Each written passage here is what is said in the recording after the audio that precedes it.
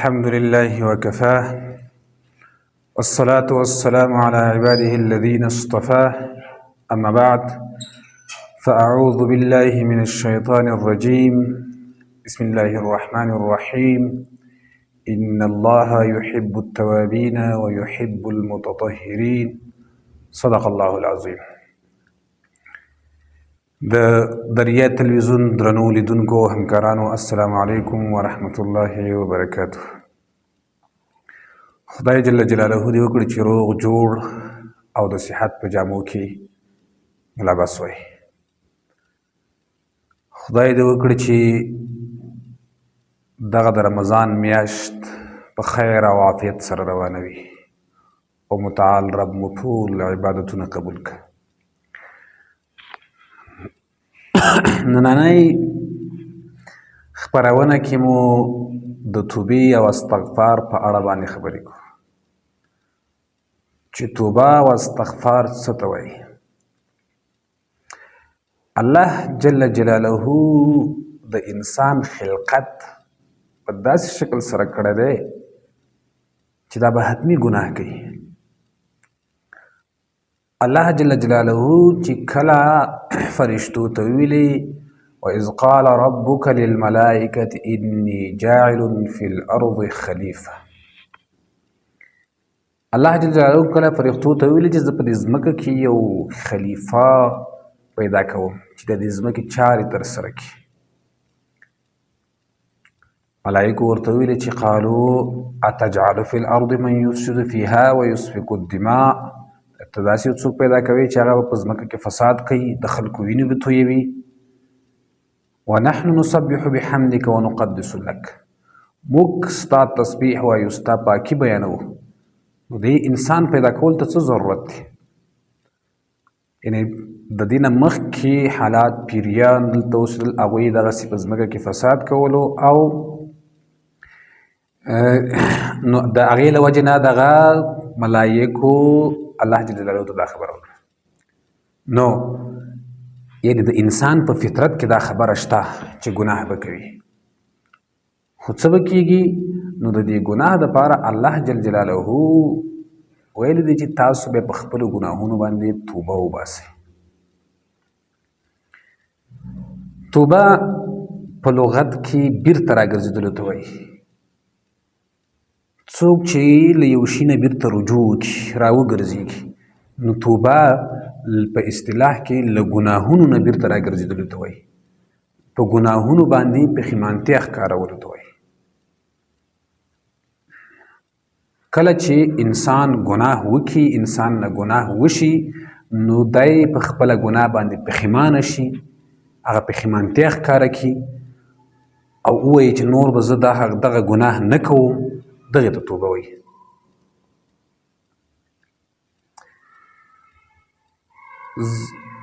توبه انسان له ګناهونو نه پاکوي.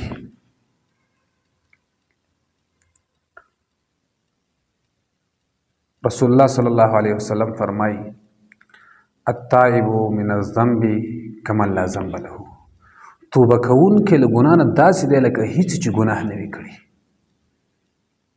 توبه کوونکی له ګناه نه داسې دی لکه هیڅ چې ګناه نه وي کړي. لکه جامې چې خیرنې شي او ومینځل شي، پاکې شي، نو هیڅ د خیرې او د چټلۍ هغه آثار ورباندې معلوم نه وي. نو توبه دغسې د ګناهونو دپاره دی. نو موږ انسان دی، خطا کیږي، حتمي ده، نو باید بیا ورباندې توبه وباسو. ځکه رسول الله صلی الله علیه وسلم فرمایي کل بني آدم خطاء، ټول کل بني آدم، د آدم اولاده انسانان ټول خطا کیږي، ګناه ورنه کیږي، اشتباهات ورنه کیږي. نو حل لارې څه شی ده؟ کل بني آدم خطاء. نو وخیر الخطاؤون التوابون، نو بهترین خلق په دې خطاکارانو کې، په دې ګناهګارانو کې څوک دي؟ غوره په ګناهګارانو کې څوک دي؟ توابونه، چې توبه وباسي. ګناه وکړي، ګناهونه ټول خلق کوي، خو خیر الخطاؤون التوابون، بهترین په ګناهګارانو کې هغه دی چې په خپله ګناه پښیمانه شي، توبه وباسي، د پښیمانتیا احساس وکړي، پوه شي چې ما ګناه کړې ده، دا کار مې ښه نه دی کړی، خپل وجدان ته ملامت شي. نو دغه خلک د خیر خلک دي، ښه خلک دي، غوره خلک دي، ځکه توبه وباسي، په ګناهونو باندې اصرار نه کوي، فخر نه کوي، د ګناهونو لار ښه نه ګڼي. بدبختي دا ده چې یو څوک ګناه کوي او په ګناه فخر کوي. بدبختي دا ده چې یو څوک ګناه کوي او په ګناه باندې اصرار کوي. بدبختي دا ده چې څوک ګناه کوي او دغه لار ورته ښه ښکاري. نو دغه حالت به ډیر دردونکی او ډیر بد دی. دغه حالت وخیم دی. نو که انسان له ګناهونو نه وروستو پښیمانتیا ښکاره کړي، توبه وباسي، نو دغه ګناهونه یې محو کېږي، ختمیږي، د ده په عملنامه کې نه پاتې کېږي، او د توبې کولو فرصت دا په دې دنیا کې دی. تر هغه مهاله دی چې تا ته مرګ نه وي راغلی. ځکه کله چې مرګ درته رانږدې شي، مرګ درته راشي، نو هلته بیا تا ته د توبې چانس نه میلاویږي. الله جل جلاله له توبه کوونکو سره مینه کوي، محبت کوي. ان الله يحب التوابين ويحب المتطهرين. ولی توبه کوونکي او پاکان خلک خوښوي. پاکوالی الطهور شطر الایمان، پاکوالی د ایمان جز دی. ایمان د ایمان جز، دا پاکوالی د ایمان د جز نه ګڼل شوی دی، له ایمانیاتو نه ګڼل شوی دی. مؤمن سړی به پاک سوتره وي، مؤمن سړی به چټل نه وي، مؤمن سړی به بې سلیقې نه وي. مؤمن هغه به پاک وي، له څه شي نه به پاک وي؟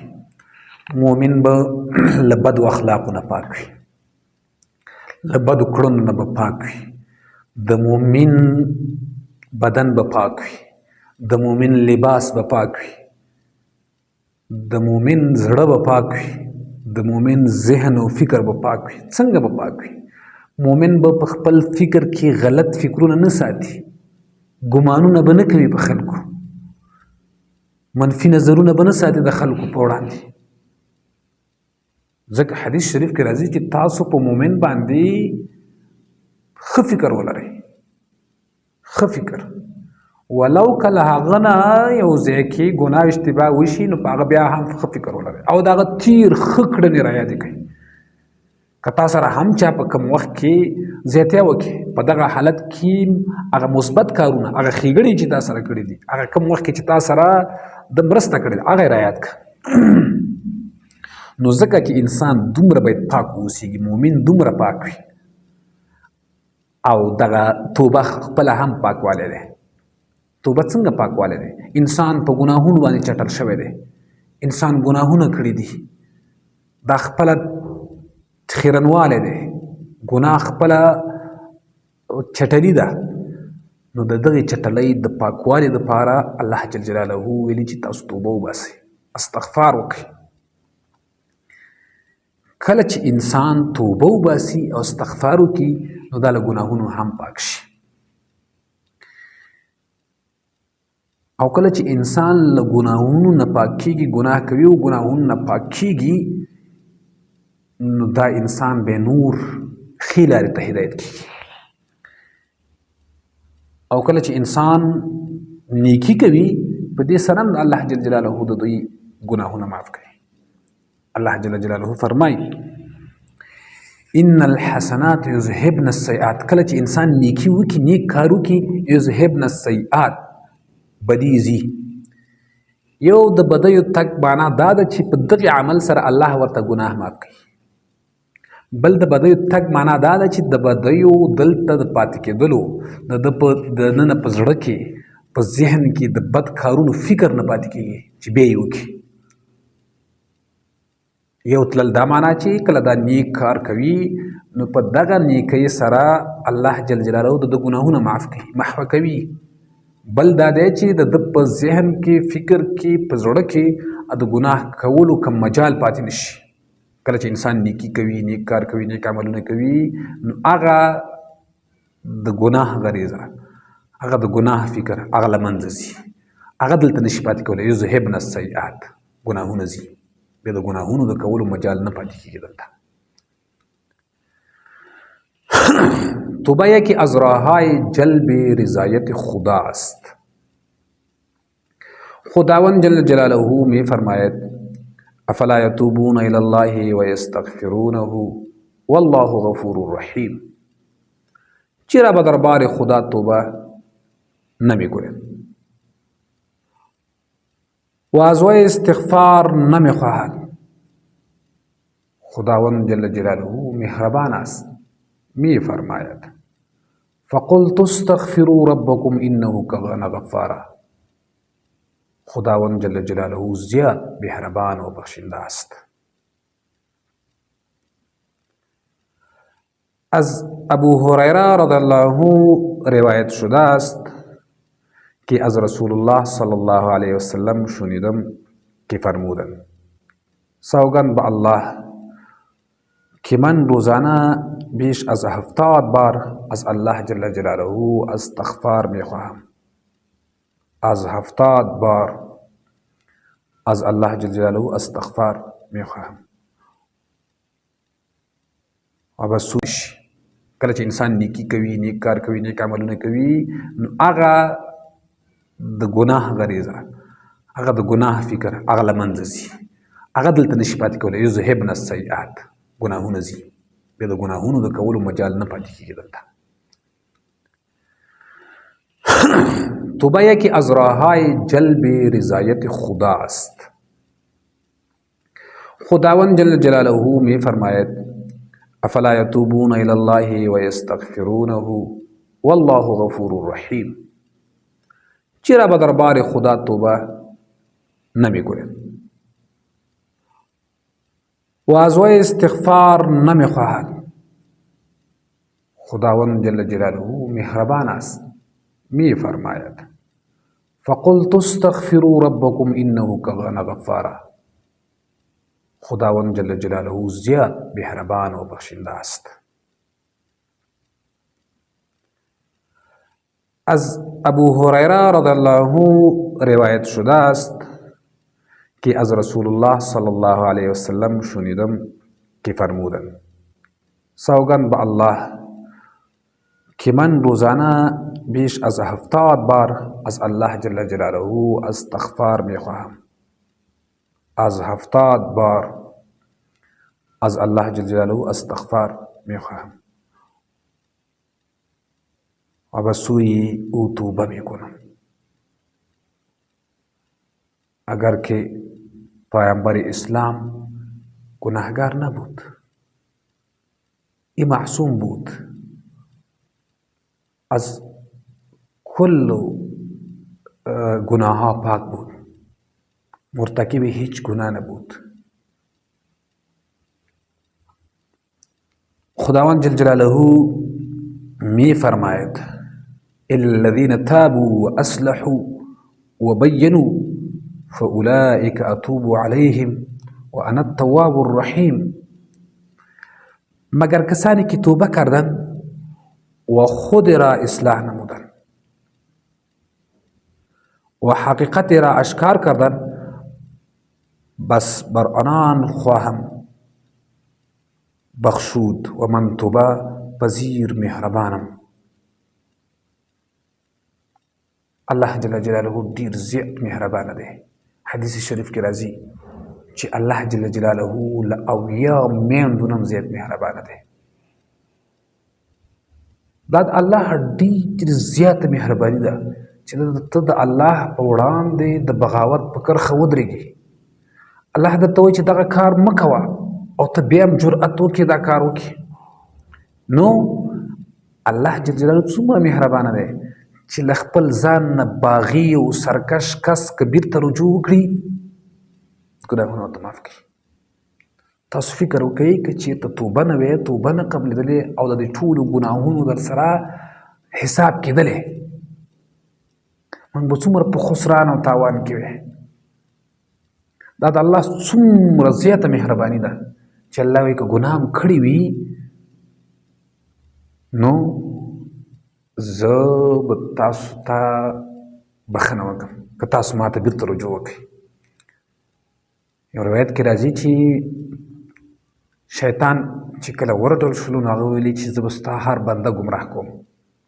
نو الله جل جلاله ورته ویلي چې ته څومره هم ګناهګار کړي، څومره هم ګمراه کړي، خو چې بیرته ما ته رجوع وکړي زه به یې ټول ګناهونه ور معاف کړم.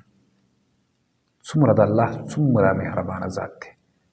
الله غفار ذات دی، ګناهونو بخونکی ذات دی، تواب ذات دی، توبه قبلونکی ذات دی.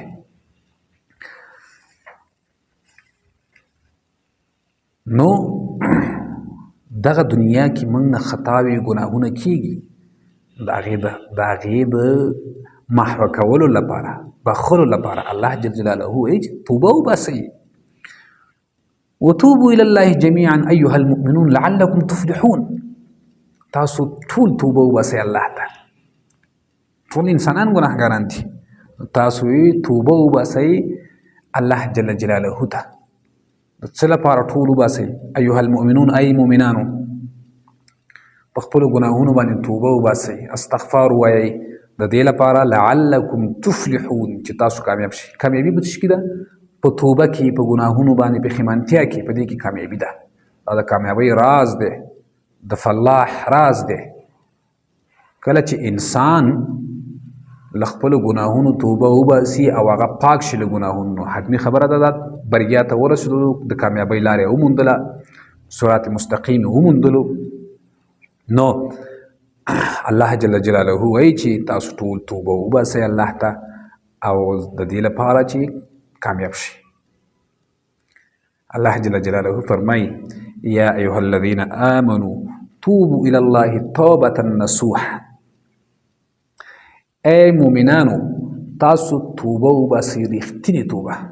رښتینې توبه دې ته وایي چې تا په زړه کې له ګناهونو نه پښیمانه شي، په زړه کې قوي پښیمانتیا درشي.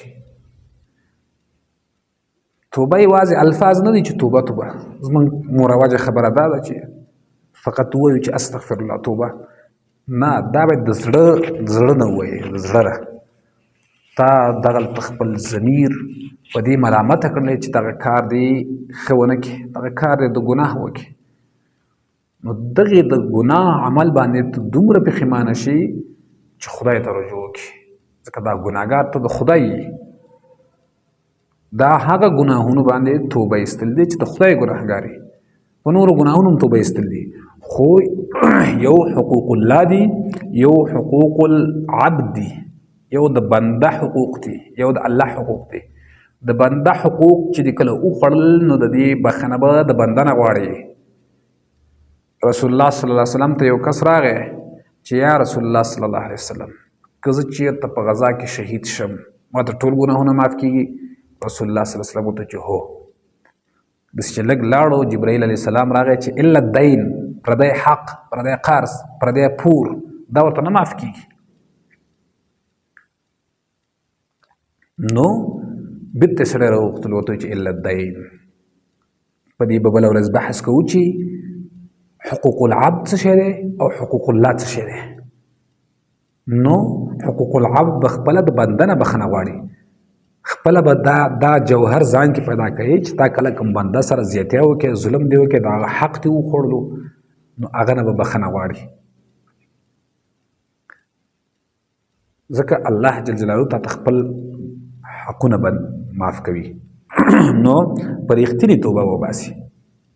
رښتینې توبه کله وي چې له زړه نه په هغه ګناه باندې پښیمانه شي. نور انسان دی، خطا ورنه کېږي، ګناه ورنه کېږي. دا د انسان فطرت داسې جوړ دی چې ګناه به کېږي.